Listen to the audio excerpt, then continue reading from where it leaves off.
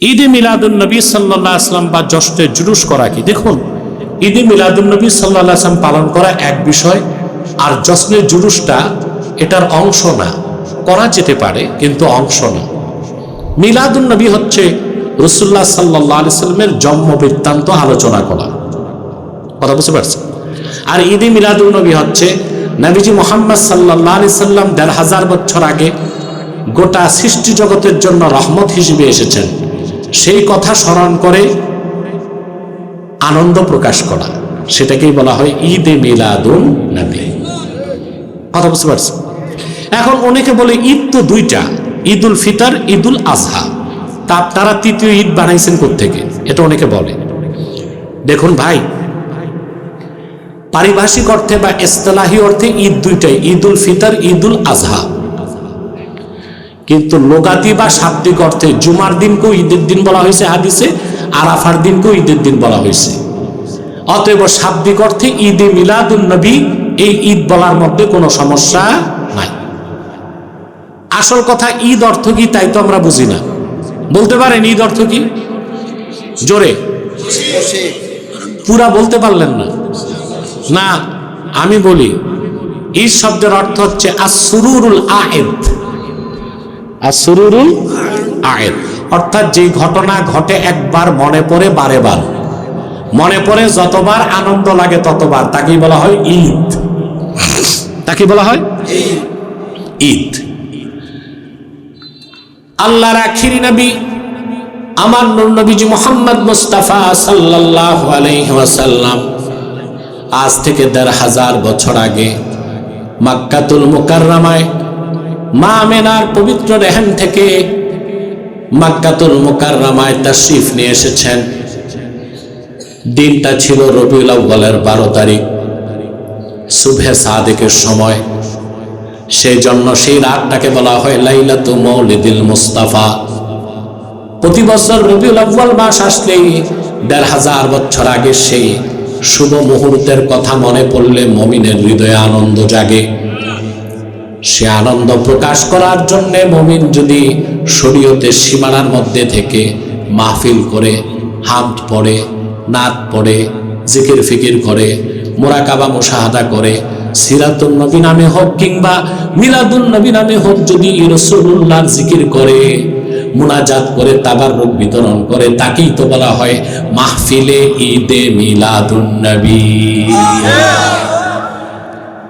অনেকে না বুঝে বেদাত বলে, হারাম বলে, এগুলো হচ্ছে এক প্রকার মূর্খতা। আমরা তাহকিক করব, কারোটা শুনে ভুল ফতোয়া দেব না। কথা বুঝতে পারছেন? কথা বুঝতে পারছেন? শবে বরাত, শবে মেরাজ সম্পর্কে কিছু বলবেন। লাইলাতুল বারাত, যেটাকে শবে বরাত বলেন আপনারা তখন আসল কাজ বাদ দিয়া ফালতু কাজ করেন। দিন রাত মহিলারা হালুয়া রুটি বানায়, ঠিক না? হালুয়া রুটি খাইতে দোষ নাই, খাইবেন, কিন্তু আসল কাজ হচ্ছে হাদিসে আসছে দিনে রোজা রাখা, রাত জেগে ইবাদত করা। এই ব্যাপারে 7টা সনদে সহিহ হাদিস আসছে। কয়টা সনদ? আপনারা তা পালন করবেন সুন্নত তরিকায়। এখন হচ্ছে লাইলাতুল মেরাজ। মেরাজের রাতে কি করব? মেরাজের রাতে সবচেয়ে বড় কাজ হচ্ছে রাতে এলাকাবাসীকে নিয়ে রাসূলুল্লাহর মেরাজের আলোচনা করা। এটা হচ্ছে সবচেয়ে মুবারক কাজ। তারপর কারো যদি মন চায় রাসূলুল্লাহর উম্মত হিসেবে শুকরিয়াতান রোজা রাখতে চায়, রোজা রাখতে পারবে। যদি নফল পড়তে চায় পড়তে পারবে, কিন্তু নির্ধারিত কোনো নামাজ নাই। মিলাদ কিয়াম সম্পর্কে বলবেন। মিলাদের সম্পর্কে তো বলেছি, মিলাদ শরীফের কিয়াম সালামটা দাঁড়িয়ে পড়া, এটাই তো। আমরা জনপুর ফুরফুরা ওলামায়ে দেওবন্দের একটা বিরাট অংশ এবং বাকি আহলুস সুন্নাহ ওয়াল জামা মিলাদ শরীফের কিয়ামকে মুস্তাহাব, মুস্তাহসান মনে করে। সওয়াবের কাজ, ভালো কাজ, মুস্তাহাব। এটা কি? মুস্তাহাব, মুস্তাহসান। কেউ যদি না করে তার ক্ষেত্রে আমরা বাড়াবাড়ি করি না, কিন্তু যে বেদাত শিরক ফতোয়া দেয় তাকে আমরা ফিতনাবাজ মনে করি। এখন বলবেন আপনি যে সালামের সময় দাঁড়ায় যান, এটা কেন? প্রশ্ন আসে না? দেখুন আল্লাহ বলেছেন, আল্লাহ কি বলেছেন? আমার কথা শুনতেছেন? আল্লাহ কি বলেছেন? সাল্লু আলাইহি ওয়া সাল্লিমু তাসলিমা। আল্লাহ এটা বলেন নাই সাল্লু সালাতাও ওয়া সাল্লিমু তাসলিমা, এটা বলেন নাই। আল্লাহ বলছেন আমার হাবিবের কদমে দরুদ পাঠাও। বসেও চলবে, দাঁড়ায়ও চলবে, শুয়েও চলবে, কিন্তু সালামটা আল্লাহ বলে দিচ্ছেন সাল্লিমু তাসলিমা। সালামটা জানাও বিনয়ের সাথে, ইখলাসের সাথে, একনিষ্ঠ চিত্তে। সেই জন্য 1000 বছর আগ থেকে উলামায়ে আহলুস সুন্নাহ ওয়াল জামাআহ সালাম জানানোর সময় আদব হিসেবে দাঁড়িয়ে যায়। এটা সম্পর্ক ফাতোয়ার সাথে না, তাকওয়ার সাথে। সবকিছুর সম্পর্ক ফতুয়ার সাথে থাকে না, কিছু জিনিসের সম্পর্ক থাকে তাকওয়ার সাথে। জি, পকেটে রাখ। জানাজার নামাজের পর সম্মিলিত দোয়া করা যাবে কিনা? যেখানে জানাজার নামাজের পর দোয়া হয় করবেন, যেখানে হয় না চুপ থাকবেন, ফেতনা করবেন না। ইমাম মালিক বলেছেন আল ইলমু নূরুন ইয়াজআলুহুল্লাহু হাইসু ইয়াশা। এটা নূর, আল্লাহ তাআলা বান্দাদের মধ্যে যাকে খুশি তার অন্তরে এটা রাখেন, আর এটা আল্লাহর পক্ষ থেকে আমানত। আমাদের সোনালী ইতিহাস প্রমাণ করে এরকম অনেক বুজুর্গানে দিন ছিলেন, আরিফিন, সালিকিন, যারা আল্লাহ তাআলার মারিফত অর্জন করেছে। তারা কখনো মাদ্রাসায় পড়ে নাই, কিন্তু তারা দাকাইকুল উলুম ওয়াল ফুনুন, বিভিন্ন ইলম ও ফানের দাকিক বিষয়গুলো তারা বুঝতেন। তার কারণ তারা ইলম অর্জন করতে পারেন নাই, ইলমকে অনুভব করতে পেরেছেন।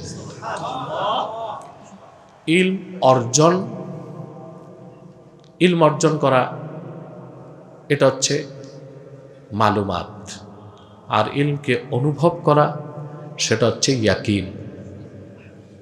ইয়াকিন হচ্ছে জাওয়ালুশ শাক। ঈমানটা তো ইকরার বিল লিসান, তাসদীকুম বিল জিনান। তাসদীকুম বিল জিনান এটাই ইয়াকিন, যেটা সম্পর্ক অন্তরের বিশ্বাসের সাথে, ওইটা হচ্ছে ঈমানের রোকন। আর ইকরার বিল লিসান হচ্ছে শারতুন লি ইজরাইল আহকাম, এটা হচ্ছে হুকুম প্রয়োগ করার জন্য শর্ত। তো তাসদিক বিল জিনান, যেটা ইমানের যে অংশটা রোকন, যেটা সম্পর্ক হৃদয়ের সাথে, বিশ্বাসের সাথে, ওইটাই ইয়াকিন। আর ইয়াকিন হচ্ছে এক প্রকার ইলম, আর ওই ইলমটা তথ্যগত নয়, অনুভবগত। সেই জন্য এই যে ইলমকে অনুভব করা, এটা আল্লাহর বিরাট এক রহমত। আল্লাহ যাকে খুশি পছন্দ করেন তাকেই আল্লাহ তাআলা ইলমকে অনুভব করার সুযোগ দেন, আর সেটাই হচ্ছে ফিকহ ফিদ্দীন, দ্বীনের সমাজ ওইটাই। সুবহানাল্লাহ। এই জন্য পৃথিবীর বড় বড় মুহাদ্দিস, মুফাসসির, মুজতাহিদ প্রত্যেকের রুহানি ওস্তাদ ছিল। ইমাম আজমের রুহানি ওস্তাদ ছিল বাহলুল, ফখরুদ্দিন রাজির রুহানি ওস্তাদ ছিল নাজমুদ্দিন কোবরা রাহিমাহুল্লাহ। শাওলিউল্লাহ মুহাদ্দিস দেহলভী এত বড় মুহাদ্দিস ছিলেন, তার রুহানি ওস্তাদ ছিল আব্দুল আজিজ মুহাদ্দিস দেহলভী, ওনার রুহানি ওস্তাদ ওনার পিতা।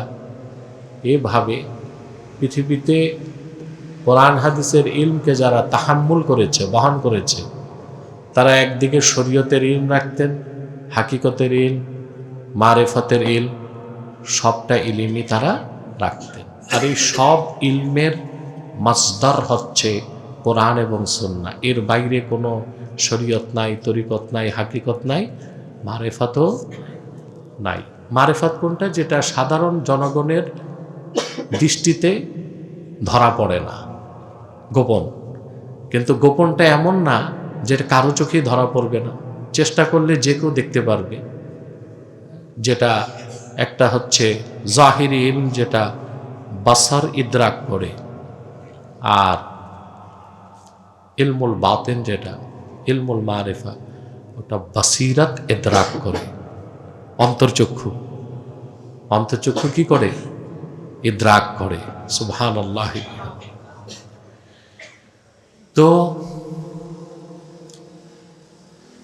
এই আমাদের দেশে যেমন কিছু ভণ্ড পীর, সুফি দরবেশ সুফিবাদের নামে কিছু কথা বলে যে এগুলো কোরআন হাদিসের বাইরে গোপন তত্ত্ব, এরকম কোনো গোপন তত্ত্ব নাই।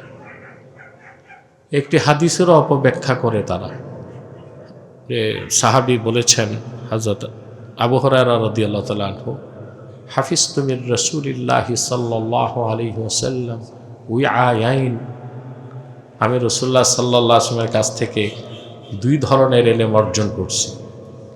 উইআয়াইন আই জরফাইন, দুই ভাণ্ড। কয় ভাণ্ড? ফাম্মা আহাদুহুমা ফাবাসাসতুহু, এক প্রকার ইলম আমি প্রচার করেছি। ওয়া আম্মাল আখর লাবাসাসতুহু লাকুতিয়া হাযাল বুলউম আই মাজরাত তাআম, আরেক প্রকার ইলম প্রচার করি নেই, যদি করি তা আমার খাদ্যনালী কেটে ফেলা হবে।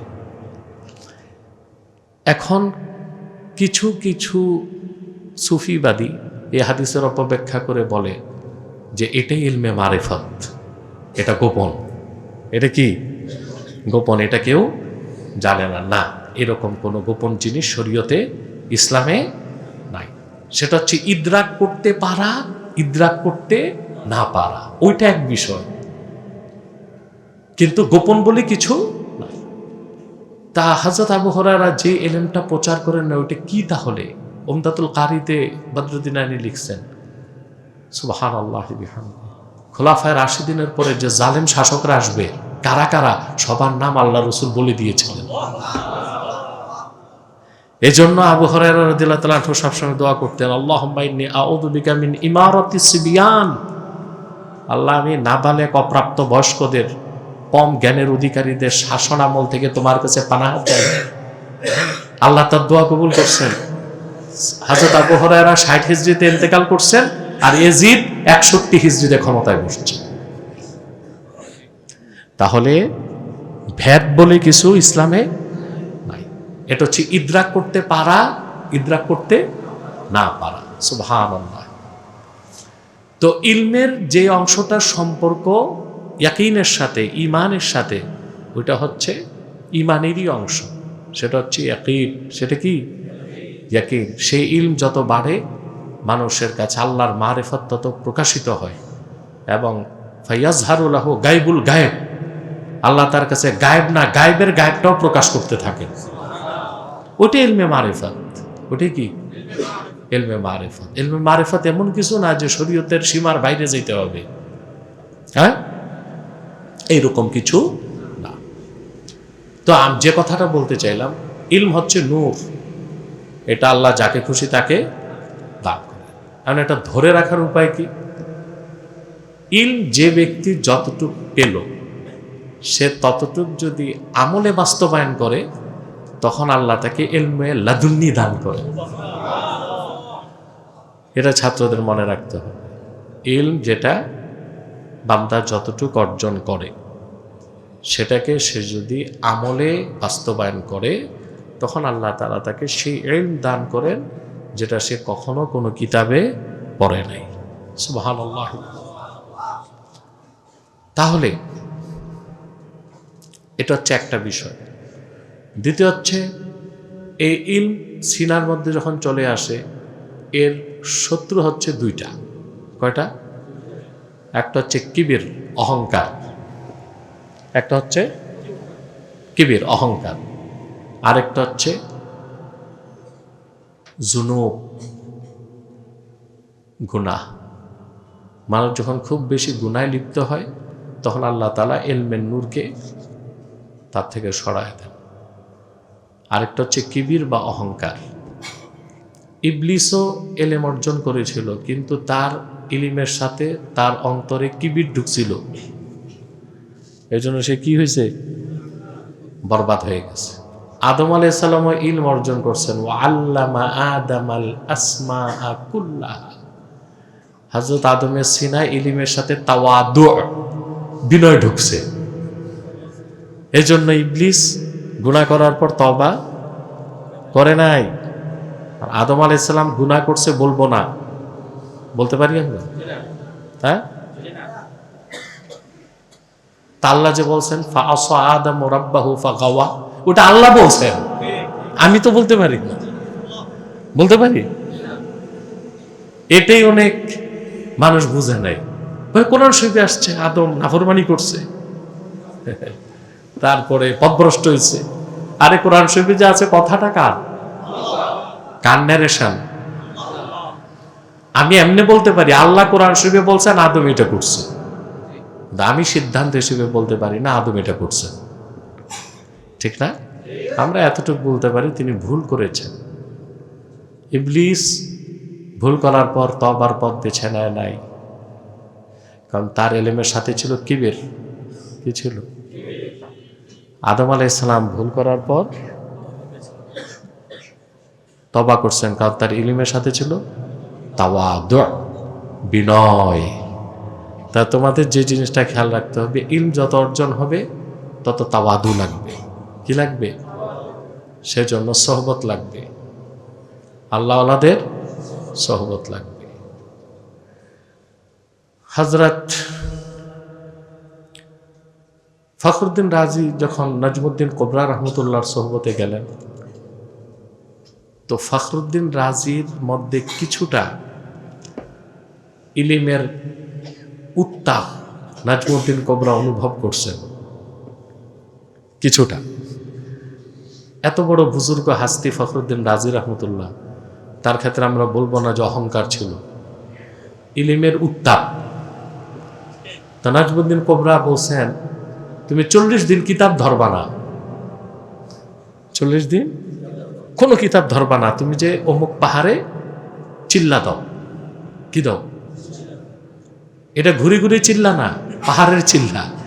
আসলে আউলিয়া কেরাম চিল্লা মসজিদে দিতেন না, দিতেন কই? পাহাড়ে।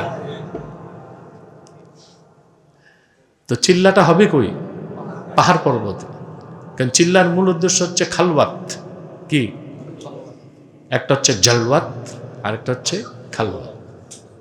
একটা হচ্ছে জালওয়াত, আরেকটা হচ্ছে খালওয়াত। দুটোটাই সুন্নাত, সুবহানাল্লাহ। দুটোটাই কি?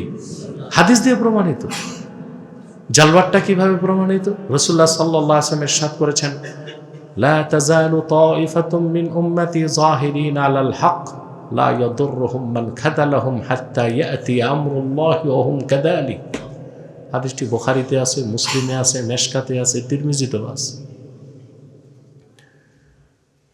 সকল প্রতিকূল পরিবেশে পরিবার, সমাজ, রাষ্ট্রে থেকে হকের পক্ষে কাজ করা, এটা জালওয়াত, এটা সুন্নাত। আরেকটা হচ্ছে খালওয়াত। খালওয়াতটা হাদিস দিয়ে প্রমাণিত। ইউশিকু আইয়াকুনা খাইরা মালিল মুসলিমি গানামুন ইয়াত্তাবিউ বিহা শাআফাল জিবাল ওয়া মাওয়াকিআল কাতরি ইয়াফিররু বিদীনিহি মিনাল ফিতান। এটা বুখারী শরীফের হাদিস। রাসূলুল্লাহ সাল্লাল্লাহু আলাইহি ওয়াসাল্লাম ইরশাদ করেছেন, এমন একটা সময় আসবে যখন আম্মার উম্মতের মানুষের জন্য সর্বোত্তম পাথেয় হবে বকরির পাল, যা নিয়ে তারা চলে যাবে পাহাড় পর্বতের চূড়ায় কিংবা বৃষ্টি পতিত হবার স্থানে, পালিয়ে যাবে দিনকে রক্ষা করার জন্য। এখানে দিন মানে ঈমান, দিন মানে এটা হচ্ছে খালওয়াত। তো চিল্লার উদ্দেশ্য কি? খালওয়াত। এখন আমরা যদি মসজিদে মসজিদে যাই তো আর তো খালওয়াত হইল না, হাড়ি হান্ডি পাতিল খাওয়া দাওয়া হই চই চিল্লা চিল্লি, এটা তো আর খালওয়াতের ফায়দা দেয় না। এটা বড়জোর তালিম হয়। কি হয়? খালওয়াত হয় না। কষ্ট হচ্ছে আপনাদের? তো নাজমুদ্দিন কোবরা দেখছেন যে ফখরুদ্দিন রাজির এলেমে তাপ আছে, বলছে তুমি 40 দিন কিতাব ধরবা না, তুমি পাহাড়ে অমুক পাহাড়ের গুহায় যে মুরাকাবা মুশাহাদা করো। 40 দিন পার হইতে পারে নাই, 30 দিন পার হওয়ার পরই আর ওনার সহ্য হয় নাই। ফখরুদ্দিন রাজি তাফসীর লেখা শুরু করছেন আর লিখে ফেললেন পৃথিবীর বিখ্যাত তাফসীর মাফাতিহুল গায়েব। 40 দিন পুরা হয় নাই, ওই যে 30 দিন করছে, এটার বরকত আছে। তো এই বরকতে আল্লাহ তাআলা তাকে অফুরন্ত ইলমের নেয়ামত দান করলেন, তিনি বিখ্যাত তাফসীর লিখে ফেললেন। কিন্তু তিনি নাজমুদ্দিন কোবরার কাছে বায়াত নিতে পারেন নাই। মৃত্যুর সময় ফখরুদ্দিন রাজিকে শয়তান এসে ওয়াসওয়াসা দিয়েছে, আল্লাহর তৌহিদের বিপক্ষে শয়তান যুক্তি দিছে, ইমাম রাজি খণ্ডন করছে। করতে করতে প্রায় 100 দলিল তিনি দিলেন ইমাম রাজি, ইবলিস সবগুলো খণ্ডন করছে। হঠাৎ দেখেন, এটাকে তাসাউফের ভাষায় বলে ইস্তেমদাদে রুহানি, ইস্তেমদাদে রুহানি। হঠাৎ দেখেন নাজমুদ্দিন কোবরা এসে বলতেছেন রুহানি ভাবে, ফখরুদ্দিন তুই ইবলিসরে বল বিনা দলিলে আল্লাহ এক। ইবলিস ভেঙে গেছে। কিছু সময় সোহবতের এটা ফল পাইছে, ঠিক না?